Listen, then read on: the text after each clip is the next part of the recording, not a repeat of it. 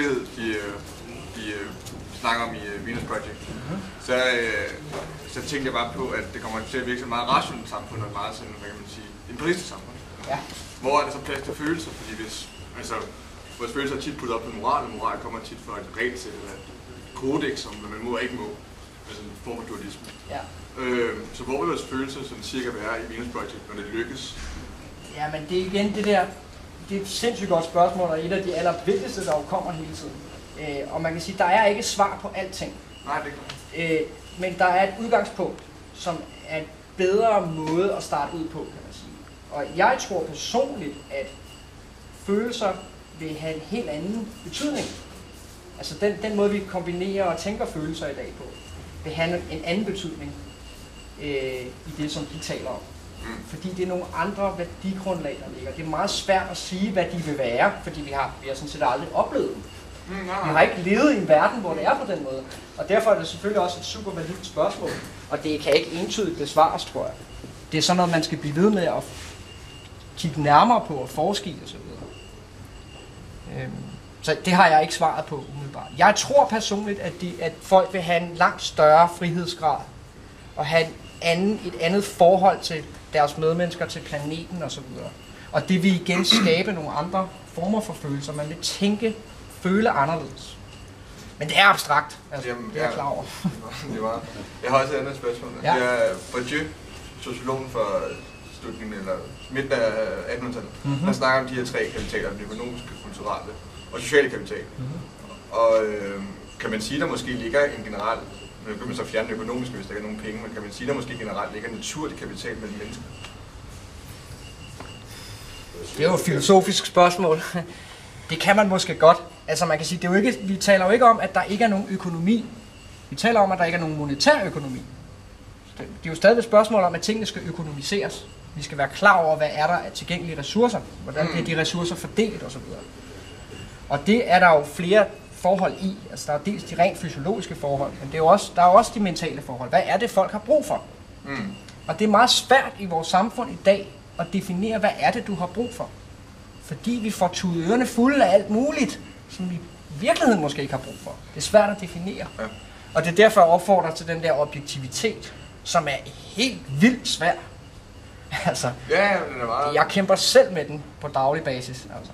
Fordi det er svært at ikke at komme til at drage konklusioner i forhold til det, man selv ligesom har oplevet og ved og i gåseøjne lært, kan man sige. Men også bare, hvis vi er altid så bange for en forandring eller en form for kaos, kan man sige, så hvis der er, du vil gerne lige holde på det, du har, ikke? Altså, og så det, der kommer frem af, det kan måske godt være lidt sådan her, men vi kan jo aldrig nogensinde...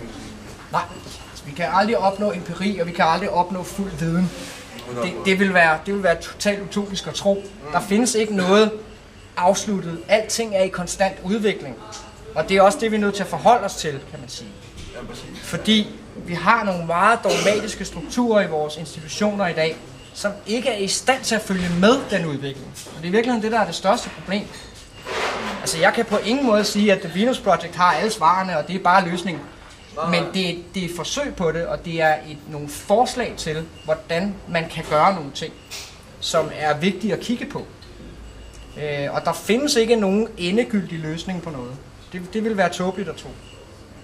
Det handler om hele tiden at være i stand til at kunne forandre sig i takt med udviklingen. Og forstå det som en af grundværdierne i den måde, man bygger samfundet på. Men som jeg ser Venus Project, så er grundværdien ligesom, hvad kan man sige, fremadrettet, altså ligesom at følge med udviklingen, som du selv siger. Men du kan også se det så konservatistisk og så sige, jamen hvad vil man bare skal have det godt lige nu og her, og så er vi alle sammen på fri øl og smøger. Nå, det kunne lige så godt være, altså... Det kunne det godt, det er bare ikke særlig bæredygtigt, kan man sige. Nej, men så har vi det, så er det jo bare bæredygtighed. Hvordan skiller man bæredygtighed? For man kan sige, en ting er, at du har det fysisk godt, men altså, alkoholisme er også en isme, kan man sige, ikke? På en eller anden måde. Altså, så man kunne lige så godt bare drikke nogle øl og høre noget god musik og slappe i dag. Altså, det er bare for at sige, at det virker bare meget fremadrettet og meget profitorienteret, hvis man ligesom selv skulle på en eller anden måde, ligesom, det virker lidt profitorienteret. Ja. Det forstår jeg ikke. Det var altså Venus Project, jeg har meget, vi skal alle sammen have det bedre, men i en empiristisk forstand, ikke bare i en, hvad kan man sige, i en hyggelig forstand. Det bliver ikke sådan rundebålsagtigt med en vej og en guitar, vel? Det bliver meget sådan vi skal have altså alle de, hvad kan man sige, materialistiske forhold i orden. Sådan sagde jeg det. Og det er jo en profitløst, altså det er jo profit via materiale. Ikke hvis der ikke er nogen, der tjener på det. Ikke nødvendigvis. Det Vi bruger ordet profit også om mental profit og så videre. Det forstår jeg egentlig godt. Jeg tror, at det man skal huske på, The Venus Project peger rigtig meget på, det er, at vi skal bruge den videnskabelige metode til at vise, hvad det egentlig er, vi skal have. Og hvis den egentlig viser, at vi skal have smøg og øl alle sammen, jamen så er der også vise, at der er en bæredygtighed i det. Og der er et kulturtjek for os alle sammen i det. Så det er den videnskabelige metode. Det er ikke sådan, at vi rundt og tror og føler, og hvad der engang blev sagt af en eller anden mand. Det er, hvad den videnskabelige metode viser. Og hvis den viser noget andet i morgen, i forhold til, hvad vi har gjort i dag, så skal vi være parate til at ændre os. Og det er nok den største udfordring, vi står overfor for menneskeheden. Altså, vi skal være forandringsvillige og parat til at ændre sig. Men kan man det? Selvfølgelig, jeg har kunnet, så kan du også, og det kan alle andre også. Nå, ja, men kan man godt empiristisk lide mennesker? Altså findes der en empirisk lov om, hvad mennesker har brug for? Det tror jeg ikke, man kan sige. Altså, det er den videnskabelige metode jo vise.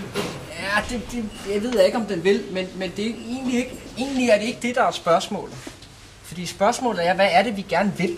Altså igen, for at komme tilbage til det der med, at vi har som mennesker, personer, en ekstremt stor magt i virkeligheden. Fordi vi kan vælge, hvad det er, vi vil. Og så kan det godt være, at der er nogen, der siger, det kan man ikke, eller mennesker er bare grådige og sådan noget. Jamen det kan godt være, men skal det afholde os fra at prøve? Skal det afholde mig fra at sige, det gider jeg ikke finde mig i? Nej. Forstår du, hvad jeg mener? Ja, helt klart. Og det er i virkeligheden der, den ligger et eller andet sted. Altså hvis der er nok mennesker, der siger, vi gider ikke det her mere. Vi vil noget andet.